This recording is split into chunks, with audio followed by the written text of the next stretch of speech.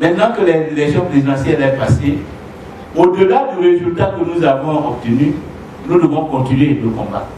Parce qu'un parti politique est là pour lutter afin d'améliorer la situation des gens. Nous ne pouvons pas dire que parce que ça n'a pas marché en octobre 2015, la lutte pour nous est finie. Elle n'est pas finie.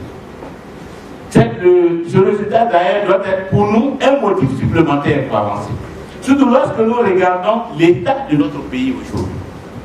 Et nous savons que notre pays est toujours dans la souffrance, dans la crise. On n'a jamais vu là, nous sommes en train de voir ça sous nos yeux. Hier, c'était à Bassam, des djihadistes qui attaquent, qui tuent des gens et qui s'en vont. Ça, là, on n'a jamais vu. Ce n'est pas un signe d'évolution positive. Ce n'est pas un signe d'émergence comme certains veulent le faire croire. Ce n'est pas un signe de progrès. C'est un signe de recul. Notre pays recule. Notre pays ne s'améliore pas. Mais les choses se dégradent. Dieu ne crée pas l'homme pour qu'il souffre. Mais c'est l'homme lui-même, par son comportement, par ses choix, qui prend la voie de la souffrance ou la voie de la prospérité. Parce que ce que tu fais, tu sais que ça ne va pas t'amener la prospérité. Si tu fais et tu persistes dedans, il ne faut pas croire que Dieu va te bénir sur cette voie de la déperdition. Il te confrontera en permanence à la souffrance. Si tu entends son message et que tu changes pour emprunter la voie qui peut conduire à la prospérité, tu rencontreras la prospérité. Et nous, au FPI, notre credo, notre mission, notre ambition, c'est que ce pays-là avance sur la voie de la prospérité. Je dis souvent dans les meetings que dans un village, quand tu arrives et qu'on te dit qu'il y a deux fétiches et qu'il y a un ancien et un nouveau, c'est qu'à un moment donné, l'ancien a montré des signes de faiblesse.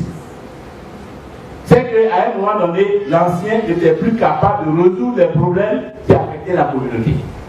C'est comme ça qu'on va chercher un nouveau fétiche. Les fétiches nombreux qu'il y a en Côte d'Ivoire, c'est parce qu'à un moment donné, le seul fétiche qu'on avait, on s'est rendu compte que si on construit ça seulement, on risque de ne pas avancer. Le pays est né dans cette mouvance pour donner une autre chance à la Côte d'Ivoire.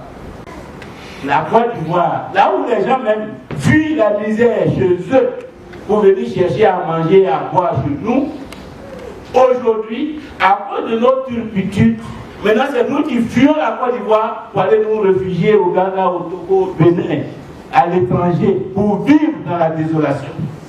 Ce qu'on a fait, et puis il y a la désolation. Il faut qu'à un moment donné, on arrête de faire autre chose pour que tout cela cesse. C'est pourquoi nous sommes dans la paix. Parce qu'il n'y a pas d'autre solution. Si la politique que nous faisons, ce n'est pas pour détruire la Côte d'Ivoire, nous ne pouvons pas dire que nous allons continuer dans cette voie dont les résultats sont là, sous nos yeux. Et c'est dans cette voie que nous sommes. C'est pourquoi nous résistons. C'est pourquoi malgré tout ce que les gens disent ou font, nous résistons, nous tenons, parce que nous savons que nous devons tenir pour que la paix s'impose dans notre pays. Le recul du FPI signifie le recul de ceux qui nous dominent. Signifie le recul. C'est-à-dire qu'on les a fait sortir peut-être même de la chambre. En 2007, on les fait sortir de la chambre. Et en 2020, on les fait sortir de la maison, du salon. Ils sont dehors. Puis on a récupéré notre maison. Et puis on va nettoyer, bien disposer les fauteuils. S'il y en a qui sont gâtés, on va changer. Parce qu'entre les deux qui se disputent, il y a un qui a raison et un qui a tort. Mais pourquoi on ne va pas choisir la raison? Tout simplement parce qu'on connaît les deux. Mais je vous connais deux, mais par exemple qui est arrivé là, il y a un qui a raison. On choisit celui qui a raison. Et un jour, l'histoire dira que si les Ivoiriens avaient choisi, avaient eu le courage de choisir la voie d'Afrique, peut-être qu'on n'aurait pas conduit ce dans quoi on est assis aujourd'hui. Mais je l'ai fait pour nous. Parce que je dis souvent qu'un homme politique, il est comme le comien qui arrive dans les villages, il tourne, dans jusqu'à, et puis il dit à ce village-là, voilà ce qui fait que le village n'avance pas. Voilà ce qu'on a fait ici et puis le village n'avance pas. Voilà la maladie qui fait que le village, il y a trop de décès dedans. Et il montre le sacrifice. Mais le combien il reste au village, hein? 5 jours, 6 jours après, il est parti. C'est au villageois de savoir si le sacrifice qu'il a montré là, s'ils font, mais s'ils ne le font pas. S'ils font et que le village est guéri, tant mieux pour eux. S'ils ne font pas et que le village est détruit, tant pis pour eux. Il faut être prêt. Parce que la démocratie, c'est le vote, mais c'est aussi la contestation des décisions du gouvernement par des voies démocratiques. La contestation permanente. Il faut, voilà,